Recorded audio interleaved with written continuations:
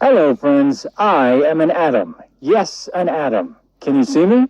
Oh, yes, I know you can see me on your screen, but I am just an imaginary picture of an atom. Real atoms are too tiny. You can only see them under a very special microscope. Actually, this big microscope can be called a machine. Okay, now you know that we're so tiny that we can only be seen with machines. Now, I have a question for you. Do you know the meaning of your name? Very good if you know it. If you don't know, ask your parents. But I also know the meaning of my name. It means that which can't be cut. That which is uncuttable. Actually, it's a Greek word, which means it is indivisible, which means it can't be divided further or can't be cut further. Let me show you something. Let me ask this man to cut the apple in his hand in half. Now do it again. Please do it again. Keep doing it until you can't cut it any further.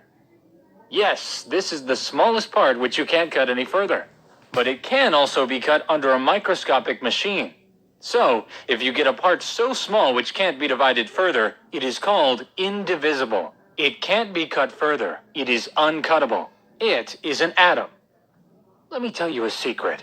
Everything is made up of atoms. You, this water, this table, this blackboard, this fan, these fruits, everything. Everything is made up of atoms. Oh, you're right too. Everything is made of molecules, but all molecules are made of atoms. Confused? Go to the blackboard and write any sentence. Good. Now this is a whole sentence. Now circle all of the words in this sentence. Now let's take a word and circle all the letters of R with some other color. Very good. You see, this sentence is made up of words, but words are made up of letters. So letters are the smallest units of a sentence. Similarly, everything is made up of molecules, but molecules are made up of atoms. So atoms are the smallest unit of everything. Look at this.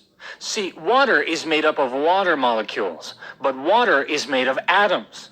There are 2 atoms of hydrogen and 1 atom of oxygen in each water molecule. So when atoms join together, they form a molecule. And when molecules join together, they form a thing. So now you understand. Good. So now, friends, now I would show my body. Yes, I would show different parts of my body. In the center of an atom, there is the nucleus. It is made up of even smaller parts. These are called protons and neutrons. Each of these protons carries a positive electrical charge. The neutrons are equally as heavy as protons, but don't carry any electrical charge. So, the nucleus of an atom is positively charged due to protons. Now, electrons are outside the nucleus. They are orbiting around the nucleus. The electrons carry a negative charge. The total negative charge of electrons is equal to the positive charge of the nucleus. So in total, an atom is neutral. The positive charge of the protons is neutralized by the negative charge of the electrons. So it is like +1 is neutralized by -1, and overall charge of an atom becomes 0. The electrons are moving outside the nucleus at a very high speed. Can they run away from the nucleus? No, they can't run away. Every atom has the same number of protons, electrons, and neutrons. So there is an attraction between equally strong negative and positive charges. Due to this attraction, electrons can't run away, as positively charged protons keep them pulled towards them. Hope this is all clear to all of you. Otherwise, you can always go back and see it again. Now let me explain how we atoms bond together to form a molecule. It's just like the letters getting together to form a word. Electrons keep moving in shells outside the nucleus. Each shell contains a fixed number of electrons. The first shell can have 2 electrons, and the second can have 8 electrons. The third can hold 18, and the fourth can hold up to 32 electrons. The atoms in the outermost shell of an atom are called valence electrons, and the outermost shell is called the valence shell. Atoms bond with other atoms to form a molecule with these valence electrons in the valence shell. Remember one thing, atoms always keep trying to fill their shells. Take, for example, an oxygen atom.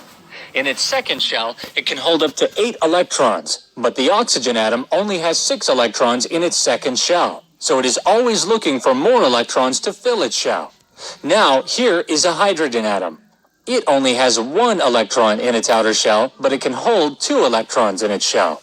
So it is also looking for more electrons. So the oxygen atom bonds with 2 hydrogen atoms to fill its valence shell by sharing 1 electron from each hydrogen atom.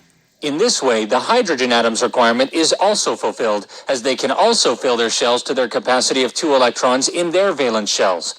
By combining together, they become water molecules. So friends, now you understand us. I am part of you. So learn us well by watching this video again and again.